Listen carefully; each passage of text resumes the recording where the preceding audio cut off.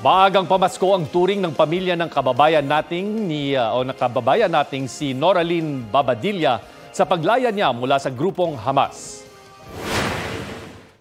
Sabi ko, siya maraming salamat sa Panginoon Diyos. Ang aking iniisip, may Panginoon. Hindi ko inisip na siya namatay. Hindi ko inisip na hindi na siya makakabalik. Ayon sa Israeli Embassy sa Pilipinas, nakapag-check up na si Noraline sa isang ospital sa Tel Aviv. Halos 3 dekada na siyang nagtatrabaho sa Israel at matagal nang hindi nakakauwi sa Pilipinas. Sakaling gusto niyang umuwi rito sa bansa, tutulungan daw siya ng ating Department of Foreign Affairs. Dahil sa pagpapalaya kay Babadilla, all accounted for na ang mga Pilipinong apektado ng gyera ng Israel at Hamas. Kapuso, alamin ang maiinit na balita. Bisitahin at mag-subscribe sa GMA Integrated News sa YouTube.